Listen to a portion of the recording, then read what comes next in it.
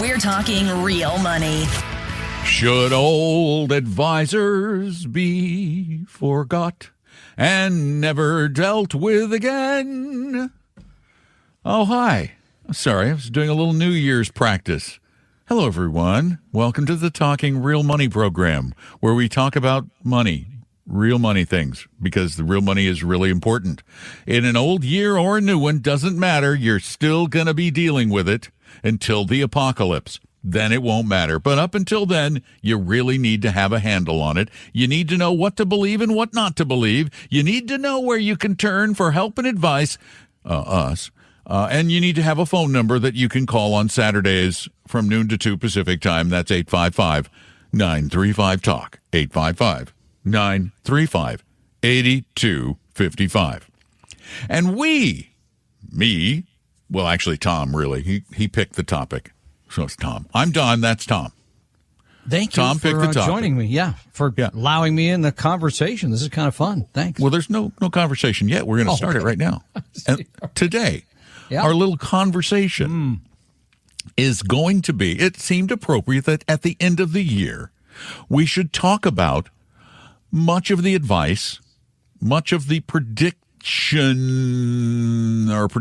many of the predictions that were given in the popular press by the experts on Wall Street at the beginning of 2023, or at the end of 2022 for 2023, and we thought we would see how they did. Well, so Tom, how did they do? Well, in a year that saw the Standard & Poor's 500 index make 26.5%, the NASDAQ 100 up over 50%, a globally diversified portfolio, 17.4% gain. And even those hated bonds, DFIGX, the kind of the proxy for intermediate term government bonds, made 4.5%.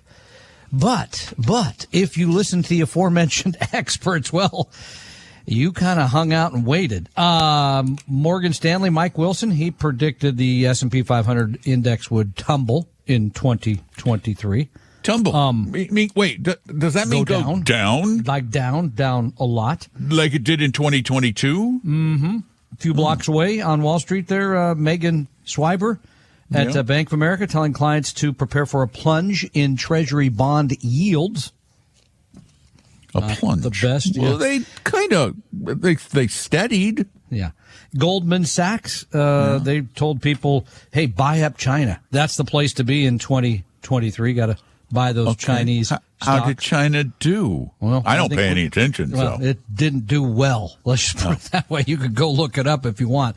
But blended together, this is from Bloomberg. Blended together, says Bloomberg, these three calls, sell U.S. stocks, buy treasuries, buy Chinese stocks, form the consensus view on Wall Street for 2023. And, quoting directly from Bloomberg, once again, this is from Bloomberg, once again, the consensus was dead wrong. Not just wrong, but dead. Dead wrong. I mean, love that. Dead wrong. That's like there's wow. Wrong, yeah. and then there's dead wrong. I mean, although I went and did some looking, and I have to give credit where credit is actually, believe it or not, due. The Motley Fool back in December 21st, 2022. Yeah. This is from the Motley Fool. They said that the S&P 500, their bold, quote, my bold market prediction is that the stock market will rebound sharply in 2023 with a 20% gain or more for the S&P 500. All right. Well, then they're right. By the way, you know, what is that called? Morgan, what is that called when you do that? Watched clock. I mean, stop guessing. Clock. Guessing. Yes, guessing. And when you guess, sometimes do you guess correctly? Sometimes, not often. Sometimes. Particularly not in football. Yes. Yeah. Well, don't get me going there. Morgan Stanley's Wilson says, yeah, he came clean at the end of the year. He'd remained pessimistic too long, saying we were wrong in failing to see stock valuations would climb as inflation receded and companies cut costs. Which they didn't see coming. Did he go one step further and say, we were wrong and we usually are? No, they have their You might as well not pay any attention to me? Not that either. They have their predictions for 2024, if you'd like those, if you want to have something else. Oh, well, yeah, because I'm going to do whatever the opposite is of what they say to do. Well, first of all, our friend Bill Connerly, who's an economist that I do trust and I do read. Well, we'll take all this up after All the right. break. So yeah, okay. Because the predictions are fascinating. Wait, please don't say an economist that I trust. I know him, I like him, but he's you not, know he's not him, you predicting. like He's it. not predicting, so we'll take it up. Okay. 855-935-TALK is our number. Predictions coming up. Tom and Don are talking real money. Do you suffer from hodgepodgeitis? I'm Don McDonald, and hodgepodgeitis is a disease of your investment portfolio whose symptoms include lots of stocks, loads of random loaded mutual funds, and maybe an annuity or two. Most who suffer from hodgepodgeitis dread opening their quarterly portfolio statements. They feel lost and confused. Investing seems overwhelming and the financial future uncertain. If you believe you suffer from hodgepodgeitis, see a 100% fiduciary investment advisor immediately. A proper diagnosis is the first step to creating a portfolio with a purpose based on a personal plan. Start on the road to recovery now by scheduling a free meeting with an Appella advisor at TalkingRealMoney.com. There is no cost, obligation, or high-pressure sales pitch. Take the first step at TalkingRealMoney.com or call 800-386-3004. Hodgepodgeitis is not a real disease, but treating it has been shown to improve mood, reduce fear, and even lead to a brighter financial future. Results may vary. Your guides to a really great financial future. Tom and Don are talking real money. And as you're all aware, I'm a native of Colorado. I think I've mentioned that a few times. Therefore, a fan of a certain team in Colorado. And I just wanted to reach out to all of my friends in the Seattle area, and particularly those who work for the Seahawks. And would you like a quarterback back? Is this the return policy? Is it right after the holidays? Was there a 2-year money back guarantee? Does he have to come up with the $85 million? Can we send him back, How please? big is the? Is that we won't even credit? we just give him credit. We just get out of his salary, and we won't even ask for those draft picks back. You can keep them. But then no $85 million is part of it. See, I'm trying to get rid of that $85 million. Oh, I see. Anyway, You're trying to clean that up. Yeah, that's all football talk. Yeah. But it is money, $85 million. We're talking real money. Real money. We are, yeah. 855-935-TALK is our phone number, 855-935-8255. And around this time of year, 'tis the season for predictions. Oh, okay. No. Oh, okay, Yeah. sorry. I'm predicting that the Broncos will suck the rest of the season. I'm just Two more predicting games. that. Yeah, okay. Well, for the rest. Good the last 2 games. Sorry. And then probably well into Our 2024. local team, however, will make the playoffs. That's my prediction. Hearty congratulations to Drew Lock and the gang. You're still mad about that one? Come on, that was a long time He was ago. part of the deal. I know. Okay, that's right. He was. I forgot about that. Yeah, Pardon he was me. part of Yes. the deal. Yeah. Can we take him back? I kind of like Drew. Yeah, anyway, give us a call, 855-935-TALK. But today we're going to talk predictions because it's the last show of 23. Last show, you had me going. No, of 23. Oh, okay. And by the way, can I mention this? I hope it's okay. Well, I already mentioned trying to get Wilson back in Seattle. That's true. You did. This is a little more serious. I want to thank everyone for a great 2023. We don't talk about this often or at all, but we had over 2 million downloads of our podcast in 2023. That truly is remarkable. So thank you, sir, because you do all the hard work. And thank you all for listening and downloading those episodes. Awesome. Really appreciate it. That's a lot of downloads. It is. It is. Thank you. And 3 globally, million would be 1% of the United States of America. Yeah, it's 3 million downloads, not 3 million Well, people. you can put it any way you Everybody like just downloads it once. They listen to it and they go, I don't want to hear this again. I'll listen. My house, yeah, okay. So tell me about the 2024 predictions. I can hardly wait. We just went through the people that said, here's what's going to happen in 2023, and they were all wrong. Okay. So, not all. Motley Fool was right. That's a good point. Bill Connerly, guy that I've known for many years, he does not make stock market predictions, okay? So we can clear that up. But he does make economic predictions. And he does believe that the increase in interest rates almost as bad that we've had over the last 2 years should, in his words, trigger an economic slowdown. Growth will be positive, but lower than the long-term average. That's what Bill says. But for the really smart money, I love this line. This is from advisor. After 4 years, 2024 is lining up to be the year that the economy and individual behavior have finally recovered and normalized. You're feeling like your behavior is going to be normal in 2024. What does that mean? I love that. I think that's great. It's like, oh, the market will be volatile. We're 100% confident in that one. I love that. Let's see. Another one said that after dominating the market in the first half of 2023, the Magnificent Seven. No, that's not a film. That's 7 stocks. Apple, Amazon, Alphabet, Meta, Microsoft, Nvidia, and Tesla have run out of steam, according to this advisor.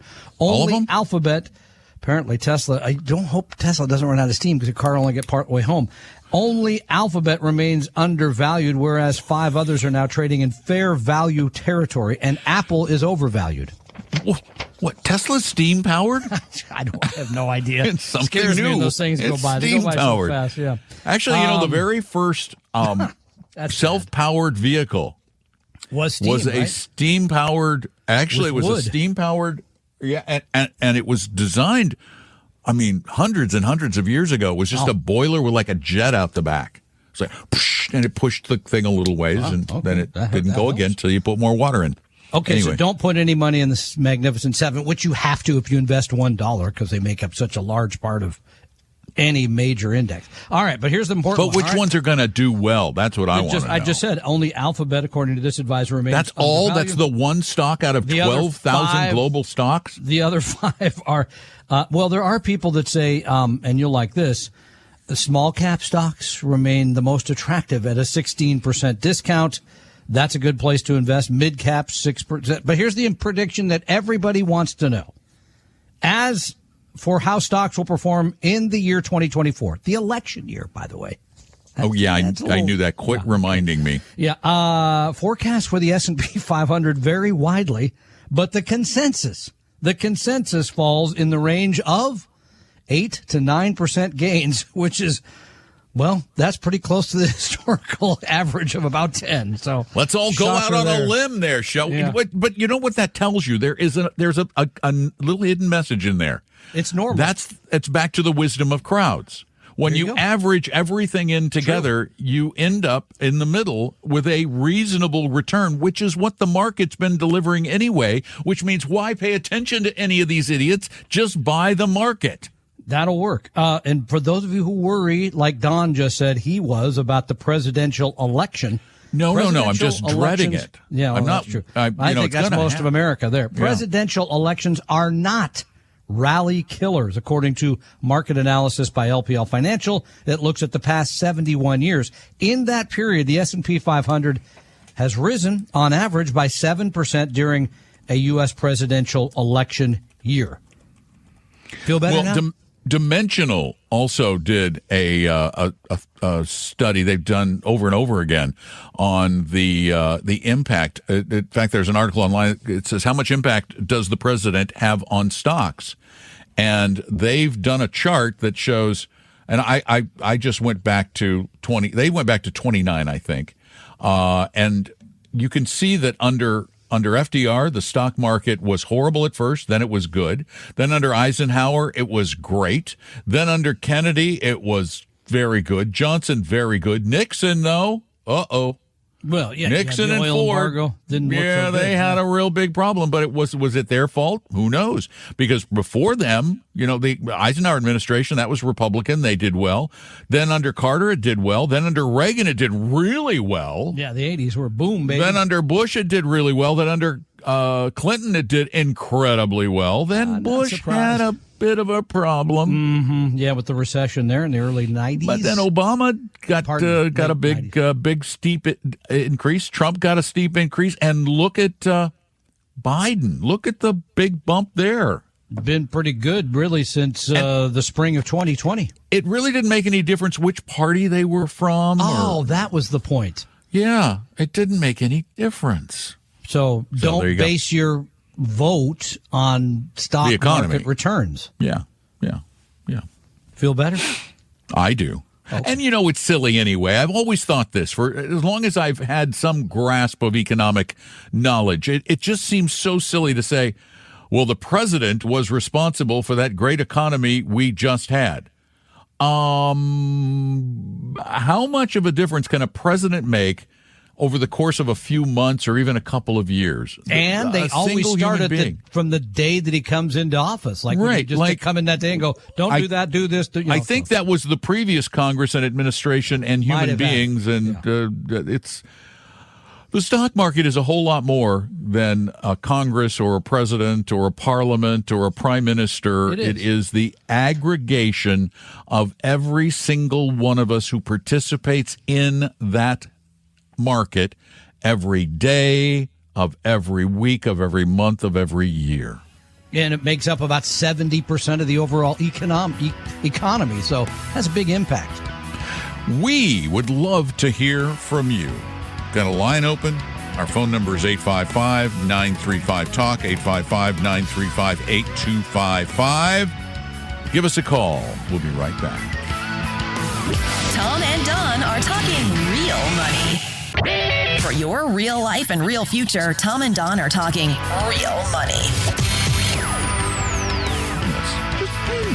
855-935-TALK is our number. 855-935-8255. What you're saying? Do nothing in 2024? Don't make any changes? I'm saying do exactly what you've been doing if you've you're been doing smart. it right. If you've been doing it right. If you've just been dollar cost averaging into something that's kind of sort of resembles the total global stock market and bond market, depending on your risk profile, then just keep doing it, because that's the funny thing then of Wall Street Journal, Bloomberg, investment news. I wish. I do. I Barron's. would. You know that I skim the Journal. There's some good stuff in there from time to time. Yeah, there's some good stuff. I skim Bloomberg. Me too. Because I don't feel the need to get all caught up in the financial hype that both of them represent. No, there's some lifestyle stuff there that's good, though. There's some. I don't base my financial plan nor my stock plan on those places. No, and I don't think you should. Nor should you. What you said: diversified, low cost, tax efficient. Forget about everything else. Give us a call, 855-935-TALK, just like Mike did. Hey, Mike, welcome to our program. Oh, so you mean like be like Mike, that kind of thing? Be like Mike. Hey, hello. Hello. Hey, can you hear me? Yeah, absolutely. Okay. Hey, first of all, thank you for taking my call. I appreciate you guys' information, what you've done. Tom, actually, I wrote into the show probably a month ago, and Tom actually called me, which is a surprise. But the information that he gave me is probably more worthwhile than any financial information that I've had in my lifetime. So I appreciate what you guys have done. I had a couple of comments. I am doing my own investing, and so I'm transferring my funds out of Edward Jones into an account that I'm doing on my own.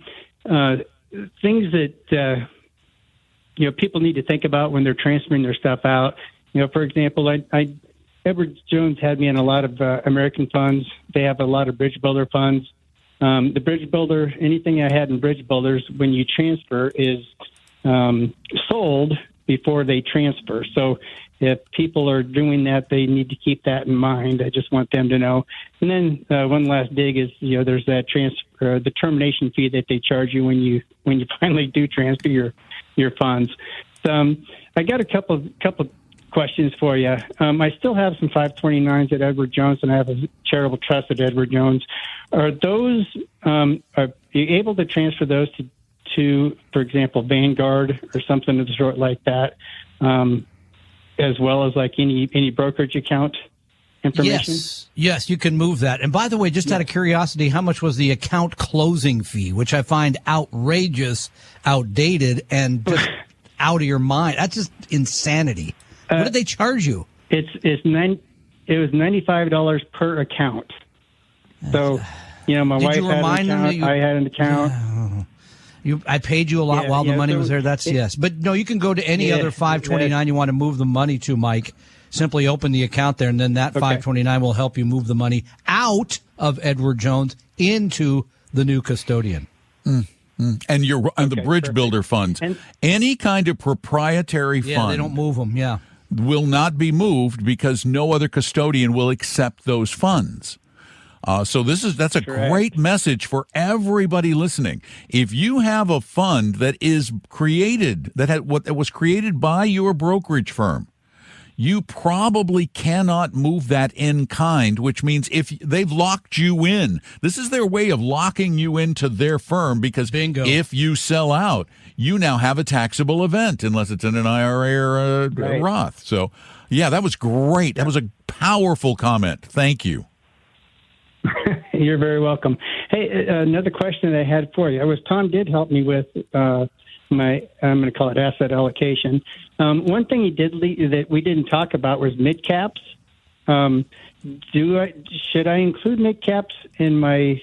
I'm going to 60-30-10 as far as 60% U.S., 30% developed markets, and 10% emerging markets.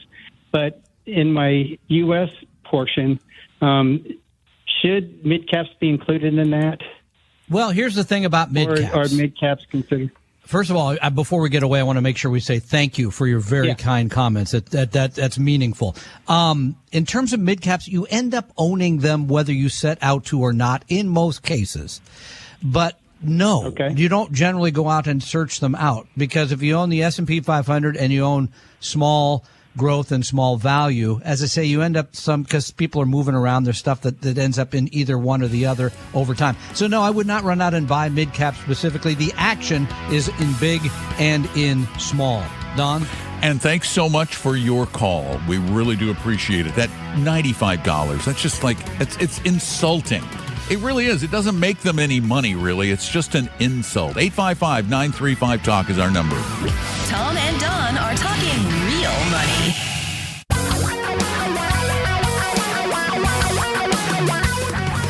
Reality radio for a really great future. We're talking real money. And we do have some lines open. Okay, all of them at 855-935-TALK. 855-935-8255. It's a holiday weekend again. Why are there so many holiday weekends? Okay, sorry. They came and got the trash today, so I was happy about that, because one more day, that would have been it. Before we move on to more questions that Tom has right there in his grubby little hands, just washed them. I wanted to mention BridgeBuilder funds again. I want to explain BridgeBuilder funds. Yeah. They are a proprietary fund sold by Edward Jones only to Edward Jones advisory clients. They are not available to regular Edward Jones clients because they do not have a commission or a 12B1 fee to compensate the broker. So they have semi-reasonable expense ratios in the 30 to 50 basis point range. And what does Jones, according to their ADV, charge for private management these days? Would you like to know that number? Yeah, that's something you might want to. This is part of the people coming on. I'm only paying this. No, you're paying for the fund, but you're also paying the guy or gal that's taking care of you. Their highest fee is 1.44%. Okay. Which is actually, for a brokerage firm, one of the more reasonable ones. Still, it about really is. They've lowered their fees 50% more than I think you should pay. But okay. Right. Yeah. But so that means, and this is one of the things I need all of you to consider when you're looking at investment products. If you work with the Jones fiduciary side, the advisory side, you're going to pay up to 1.44%. On $1 million, it's 1.37. Oh, there's a break. So, at $2 million, it's 1.22. But let's say the highest fee, and you're just talking about the large cap growth fund, which I think is 1/3%. You're paying about 1 3/4, about 1.7%. That's a lot for a portfolio of any size, but at $2 million, that's a really high. Really high. It's getting up there. Now, just to put that in perspective, though, the last time I checked the form ADVs for these firms, Voya was charging 2.75 for their advisory account. It's just so outrageous. How are they even in business charging that with a straight face? Raymond James, 2.75. Ameriprise, 2.17. I'm sorry. If you are there and you're paying that, you need to stop immediately. And if you're working with any of those firms, you need to go look at the fees you're paying, because maybe you're not charging that much. Or maybe it's only half that. But even then, that's crazy. That really is crazy in today's world. Yeah, it's really high. Morgan Stanley, their wrap fee program is 2% max. Yeah, that's... So, anyway, we would love to help you avoid paying those kinds of fees. But one of the tricks to avoiding those kinds of fees is the phone call you make to 855. Not following that 935 Talk. Okay. You call us and we help you. Oh, I see. Okay. You talk with us before you do stuff. Yeah. Okay. Well, here's a guy that we helped a while back and wrote me yesterday. Daniel. Yeah. Did we do all right? We did. He wrote a very nice note. Thanks for your help. And by the way, he's coming out for Retire Meet. He'll be in Seattle February 24th, so he's going to come to Retire. Where is he coming from? Ticket. Well, I'm getting to that. He said, I was listening to the podcast the other day, and I noticed that Iowa is rated the best place to retire. I live in Iowa and thought you might, this is funny, thought you might like to know that there are just over 3 million people here, 21 million pigs, and 60 million chickens. Okay. He's going to bring Iowa from Iowa. A pork something to the Yeah, retirement there and roast that on the spit. Anyway, thank you, Daniel, for your kind comments. All right. That was it? That was all? There was like no question involved? I thought there was a question. I've got one with a question. I've got one with a question. All right. This is serious stuff. Okay, Greg from Kaysville, Utah writes, bond component is the subject. What are your opinions of BND versus AVIG versus DFCF for a retirement account? I looked them up. You'll be glad to know that I did the work on this. I'm so glad because All right. I know that the others get a little internationally sometimes. And here's the thing. I mean, Scott Burns did this great work, I think it's 20 years ago, that looked at all the bond funds and found out that the best return for a bond fund came from the bond fund where you paid the lowest expense ratio. Yeah. There wasn't, they're all core fixed incomes. BND, of course, is Vanguard's offering. And guess what? Is 0.03. 0.03 is what you're paying them for managing. I think it's like 9,000 bonds. It's a terrific. It's cheap. We'll get to the rest of them in a minute. I realize we're this close to a break, so we'll come back. This is the fast break. We're going to take this break, then we're going to come back, and then we're going to talk some more about bond funds and which one's the best one, and take maybe some of your questions on the phone, because it's easy to get through this holiday weekend. 855-935-TALK. Tom and Don are talking real money. In medicine, a second opinion might save your life. With investing, a second opinion might save your future. The trick is getting one without a high-pressure sales pitch. Well, I'm Don McDonald, and if you've been listening to Talking Real Money, you know that our goal is to help everyone create a brighter future by investing and managing money better. That's why, in addition to helping everyone on our show and podcast, we are also committed to making our 100% fiduciary advisors at Appella available to help everyone make the best financial decisions based on science. So if you're being pitched a financial product or a system, make sure you get a second opinion with no cost, no obligation, and no annoying sales pitch by going to TalkingRealMoney.com or call 800-386-3004. That's 800-386-3004 or TalkingRealMoney.com. Your guides to a really great financial future. Tom and Don are talking real money. So, bond funds. That's our question that didn't come in from the phone at 855-935-TALK. Instead, that came in from our website, TalkingRealMoney.com. So, Tom has the question, and Tom has the answer. Makes it easy for you, doesn't it? It does, doesn't it? I could just take a nap. Again, continuing on this note from Greg in Utah, wanted to know the opinions of BND, that's the Vanguard Total Bond, the AVIG, that's the Avantis Core Fixed Income, and the DFCF, the Dimensional Core Fixed Income. Now, the purpose of each one of these funds is to really own a wide variety of bonds, mostly U.S. government debt, but they have some corporates in there. They got other kind of little bit of bites of this and that. But the idea here is to give you a taste of the bond market, to do it at a low cost. And bonds in general should be used to sort of cushion your portfolio. It didn't work out that way in 2022, but generally that's the idea. And as I mentioned earlier, the intermediate term bond funds made a little over 4% in 2023. Okay, so BND versus AVIG versus DFCF. Here's the reason I would go with BND. Because as I mentioned it earlier, it's only 0.03. The AVIG is 0.15 and the DFCF 0.17. I started to talk about a Scott Burns study he did many years ago when he wrote for the Wall Street Journal that found basically the return of bond funds, the best return has been the cheapest, the people that have the lowest expense ratio, that operated properly. There's very little that is done inside of there. They're not making bets. They're not making guesses like you'd get at a PIMCO, which is going to say, here's what the future looks like. Here's why we're going to shade it this way, shade it that way. This is not that kind of bond fund. This is strictly owning a wide diversified portfolio of bonds for a long period of time. And, I would use BND if I was making the choice. Keep it simple. And you're right. I mean, over and over again, study after study after study has shown that the trick is keep the costs down. That really is the key to success. 855-935-TALK. Give us a call. 855-935-8255, just as Steve did. Steve, welcome to the program. Hi, Don and Tom. Thanks for taking the call. Our pleasure. Thanks for being a part of it.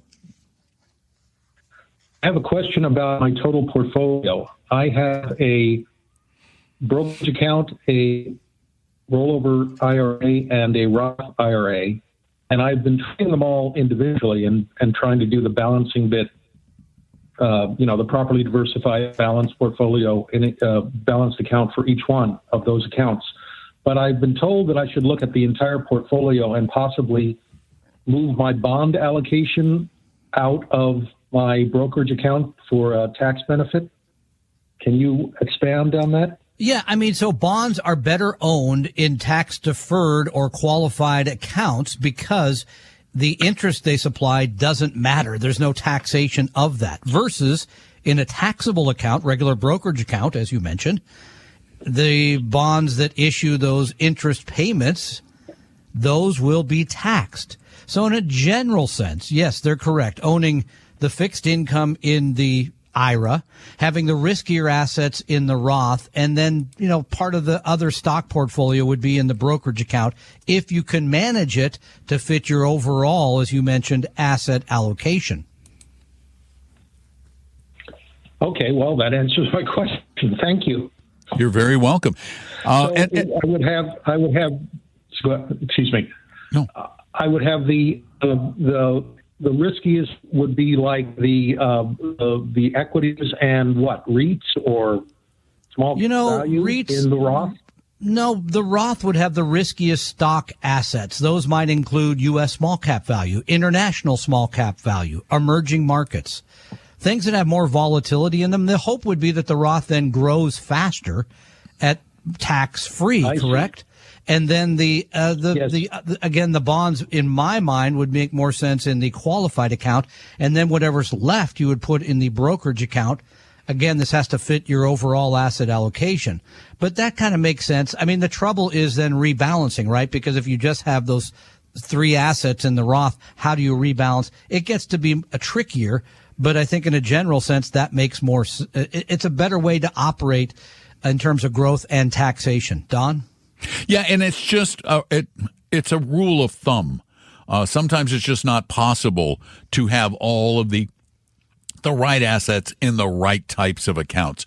So it's one of those things you try to do as best you can, but it is, in the grand scheme of things, not a major impact because your bonds don't have a lot of income, so they're not going to be major taxable events, and the difference between small cap value and large cap gross returns aren't that great, but it's all incremental, and we were trying to get the best overall portfolio incrementally because all together then they start to make a difference.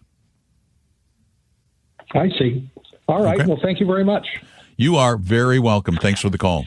I mean, and there's some great things you can own today, like in your Roth. You could own AVDV, you could own AVEM, that are terrific options that gives you, as Don said, you're not going to hit a home run with one and a single with the other, but you might get a double and a single. I mean, and over time, that makes a difference. And over time, with getting tax-free returns that way, that can really add up. I mean, it could be a difference there that's substantial in a lengthy retirement. Right. Over the course of a retirement, if this is done right early on, yep. If you do it right later, the differences are going to be almost like non-existent. Yeah,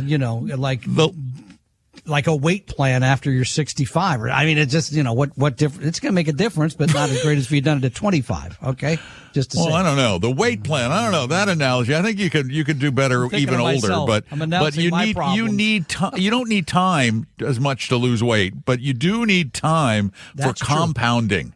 That's a good point. To have its impact. I mean, compounding is a thing that requires great patience, and it is it is difficult for people to look that far ahead. It's in a general sense, definitely not easy. Yeah, definitely not easy. So, thank you so much. All right, Thanks, we appreciate Steve. the call. Yep. 855-935-TALK, 855-935-8255. Give us a call. We'll talk about money matters. New Year's resolutions?